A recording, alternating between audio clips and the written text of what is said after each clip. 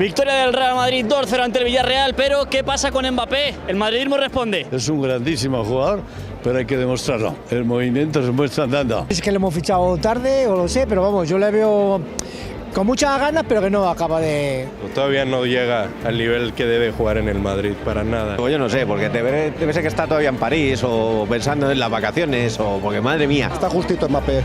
Mbappé flojo, no tiene el aire que tenía antes, no tiene la chispa. Cuando no estás bien físicamente, por muy buen jugador que seas, se nota. Está fluido. Arrancado todavía, ¿eh? A ver si espabila un poquito, la verdad. Le falta chispilla, le falta algo. Yo lo he visto muy poco flojo, le falta integrarse aún. Yo el Mbappé que daba miedo en el PSG todavía no lo veo. El Mbappé que cogía la bola y decías... Pero es que van a pasar cosas y no siento eso. Daba muchísimo miedo y ahora la cogen 3/4 y no le acaban de salir. No está ni se le espera. No me gusta mucho. Jugamos el año pasado mucho mejor que este año.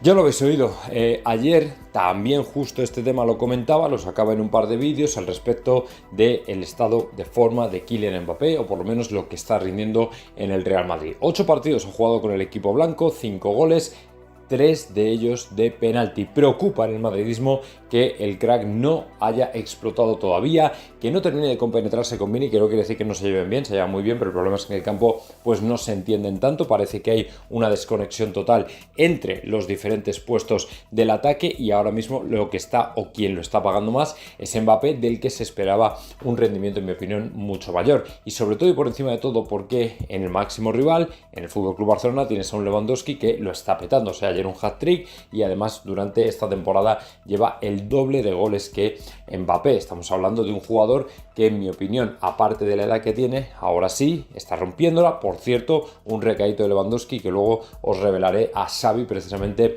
después del partido de ayer. Pero bueno, no me voy a desviar y en definitiva lo más importante es que vosotros habéis hablado.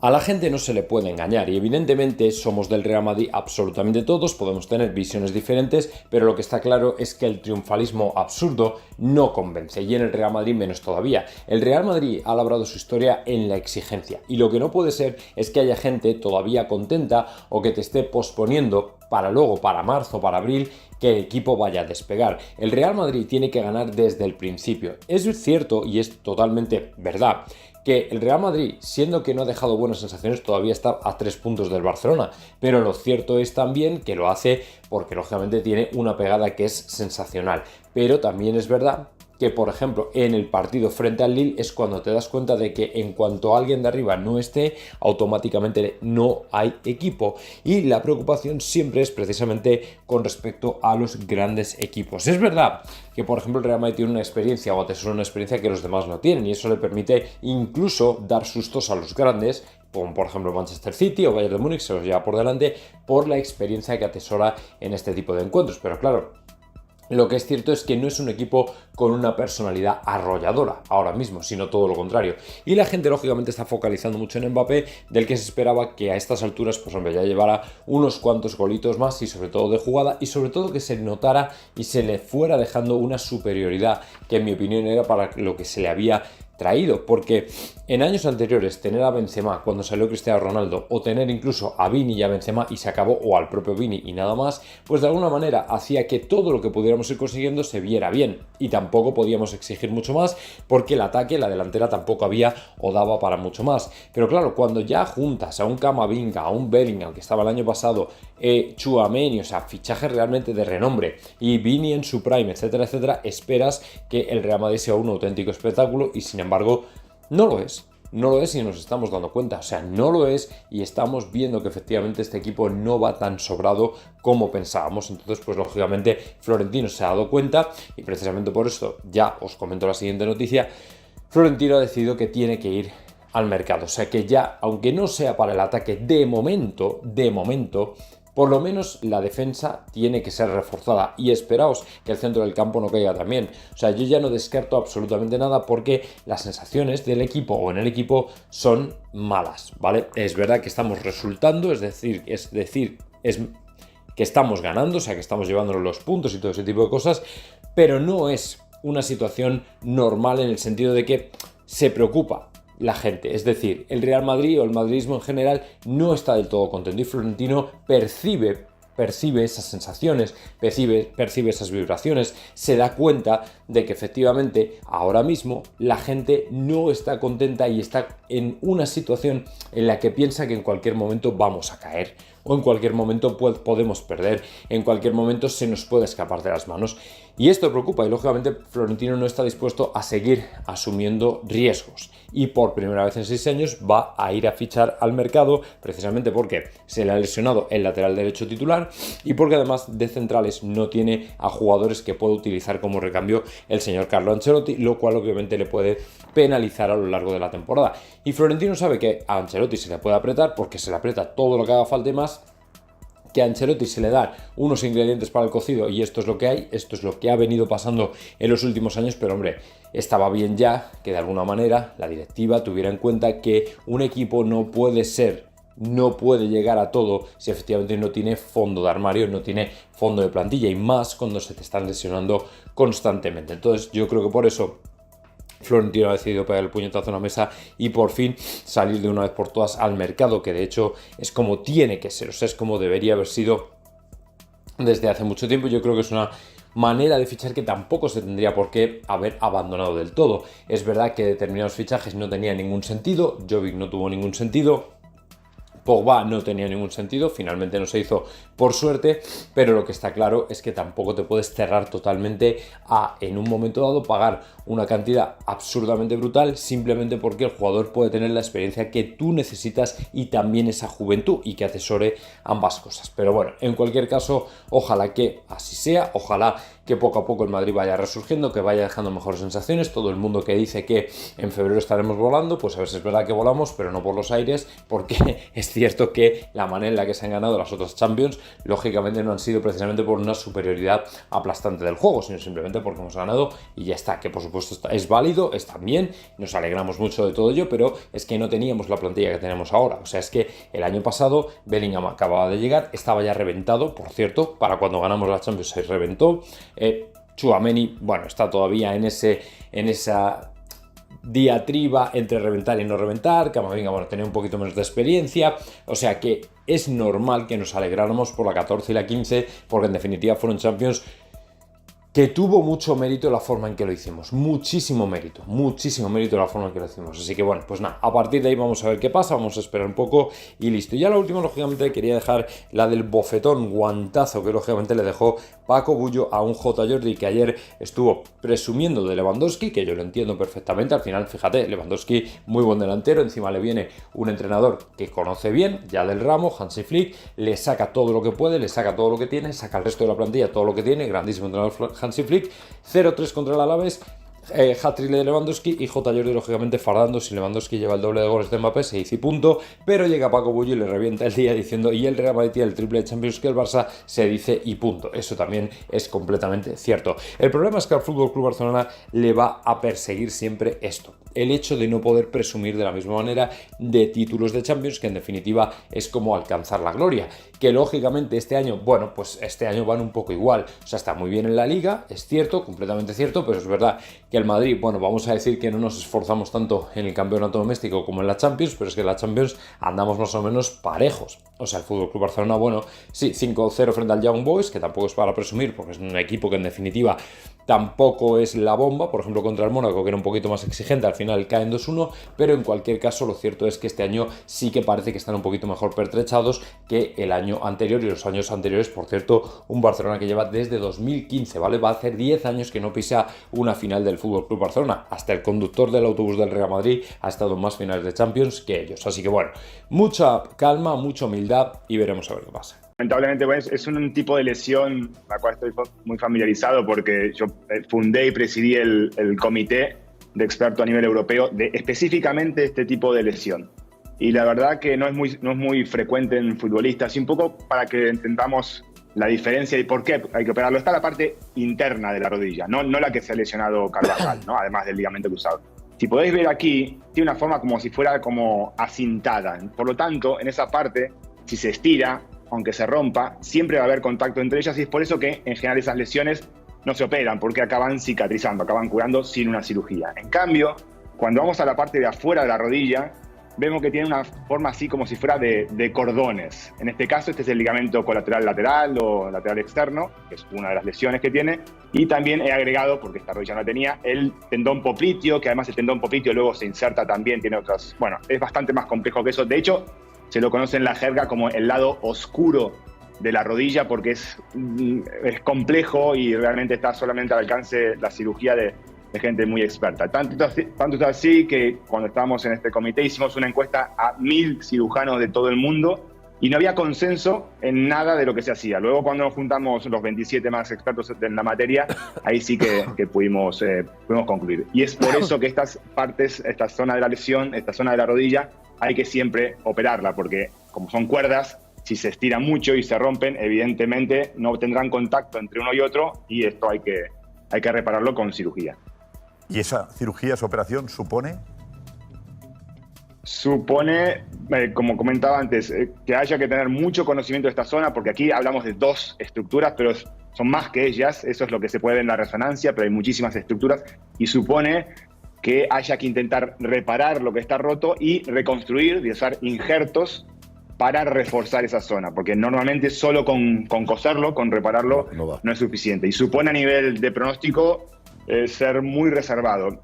A diferencia, por ejemplo, de un ligamento cruzado anterior, donde la cirugía es, bueno, reconstruir un ligamento y ya está, tiene sus dificultades, pero es un ligamento. Aquí depende muchísimo el tipo de lesión. Hay muchísimas variantes de lesión y del tratamiento que se le haga. Por eso no se puede decir el pronóstico es tanto hasta que uno no termine una cirugía. Pero a priori empeora muchísimo el pronóstico, haciendo que el retorno deportivo, como comentamos también con la lesión de Ter Stegen, al mismo nivel, que es al final lo que es importante en un deportista profesional, disminuya drásticamente. Como comentaba también recién, hay casos previos de éxito, pero también con alta frecuencia no vuelven al mismo nivel. Estadísticamente, entre un 50-60% no retornan al mismo nivel. Bueno, pues vosotros mismos lo habéis escuchado, efectivamente, ya nada volverá a ser, en mi opinión, como antes. La exclusiva que daba anoche el Chiringuito, incidiendo en la lesión de Carvajal, que en definitiva, según ellos, parece que se pierde el resto de la temporada, no es ni más ni menos que, en mi opinión, la antesala de una más que probable retirada prematura. ¿Y por qué? Pues porque, aunque Carva es un auténtico animal, es una auténtica bestia y confiamos en él, en que puede mantener su estado de forma y todo ese tipo de cosas, lo cierto es que luego hay eventos naturales que prácticamente te impiden poder estar al 100%, y más de lo que a ti te gustaría, seguro que a nadie, pero está claro que se complica y además muchísimo. Ya habéis visto oído esa explicación del doctor, un cirujano por lo visto de prestigio de rodilla, al que traían ayer precisamente para explicar por qué Carvajal no se puede operar inmediatamente y tiene que esperar un poco más, y que además afirmaba que solamente el 50-60% de las personas vuelven a recuperar su capacidad normal. Es decir, si estamos hablando de un atleta de alto rendimiento, probablemente él no vuelvo, por lo menos tengo un 50% solamente de posibilidades de volver al nivel anterior, y esto es un poco lo que preocupa, ¿no? Entonces, en este sentido, como estuvimos precisamente comentando en el día de ayer, al Real Madrid ya, en mi opinión, creo que no le queda otra. Es decir, si todavía Florentino hubiera querido exprimir o estrujar un poco más y jugársela y no fichar, pues hubiera sido una auténtica locura. Y tal y como os comentaba en el vídeo de ayer, en el largo, precisamente al principio, estaba prácticamente convencido, como se suele decir, no tenía pruebas, pero tampoco tenía dudas de que el Real Madrid ahora sí iba a tener que abrirse al mercado de invierno, ese que parecía el apestado del siglo por algún motivo que realmente pues nadie entiende bien, y que esa estrategia de fichar solamente o gente joven o gente muy mayor gratis no podía ser absolutamente imperativa y desde luego no tenida como fundamentalista o hacer una interpretación fundamentalista de ello. ¿Por qué? Pues porque al final te vienen estas cosas que en definitiva te ponen contra la espada y la pared.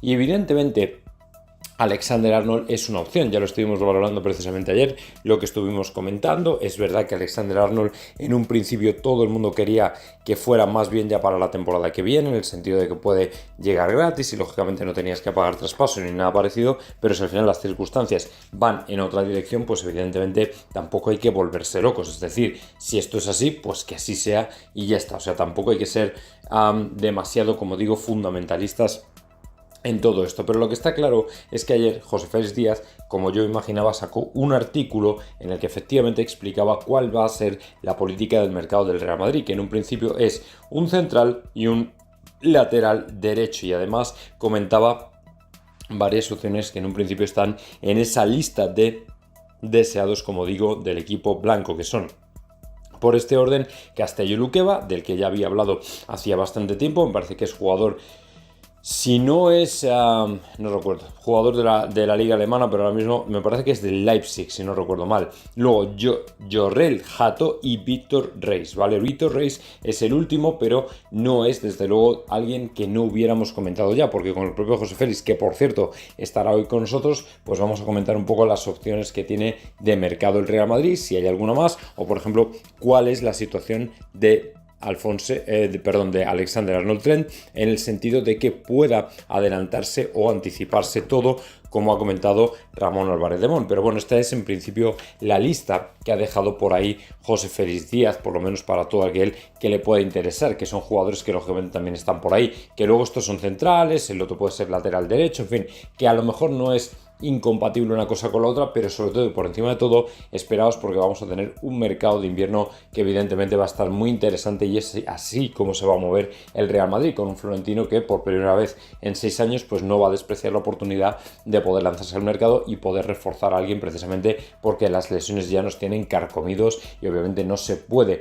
en una temporada con hasta 72 partidos estar jugando pues con la tarifa plana, con lo que tenemos, con lo que queda, con lo que hay. O sea, las sensaciones es cierto que son malas, el Real Madrid sabe perfectamente cómo está la situación ahora mismo, y bueno, pues lo cierto es que por fin va a actuar de una manera completamente diferente, como además corresponde. Y el que sí que se pronunció sobre Alexander-Arnold Trent fue precisamente Ramón Álvarez de Mon. Ramón Álvarez de Mon comentaba que es un fichaje muy probable, que es cierto que el jugador en un principio parece que era deseado precisamente porque quedaba gratis y el año que viene el Real Madrid se podía lanzar lógicamente a por él de cabeza, lo cual obviamente pues siempre es una muy buena noticia, porque si efectivamente es así, pues yo creo que tenemos un lateral derecho espectacular, sobre todo por la situación de Carvajal. Ya se estaba valorando la posibilidad, si Carvajal seguía o incluso con Lucas Vázquez, los dos, el poder traerle precisamente por ser un jugador que viene gratis, pero claro, esto ya en mi opinión lo acelera y lo precipita todo. Es decir,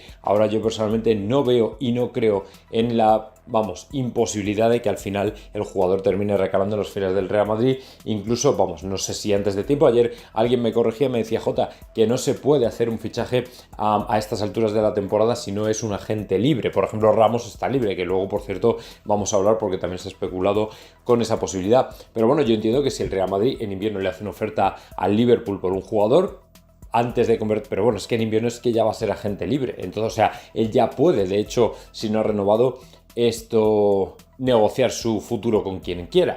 O sea, que a partir de ello entiendo y pienso que realmente tampoco se tiene que romper la cabeza, o sea, intentando pagar traspasos ni nada parecido, a no ser que por buena voluntad o por caballerosidad el Real Madrid al final le termine pagando algo al Liverpool, eso no lo sé, pero desde luego Ramón cree que es un fichaje muy probable, que tiene muy buena pinta, lo estuvimos comentando ayer, yo creo que era el mejor colocado, o sea, tampoco hay que tener una información espectacular para saber que es que Alexander-Arnold Trent es prácticamente la mejor y casi os diría la única opción, porque tampoco hay laterales derechos que gusten una barbaridad. O sea, es un poco lo que hay, para que veáis que esto casi se está convirtiendo más en un apaño que otra cosa. Así que bueno, pues ojalá que el Madrid fiche bien, que le vaya bien, que lógicamente reforcemos posiciones que yo creo que se tienen que reforzar, porque los centrales evidentemente son una parte de una línea a reforzar. No podemos estar dependiendo todavía de cuándo vendrá Alaba y cuándo no vendrá. Y evidentemente no podemos seguir haciendo experimentos con gaseosa, así que muy buena idea la de ir al mercado, ojalá que así sea, y como digo, os convido a todos a partir de las 3 aproximadamente para charlar con José Félix Díaz.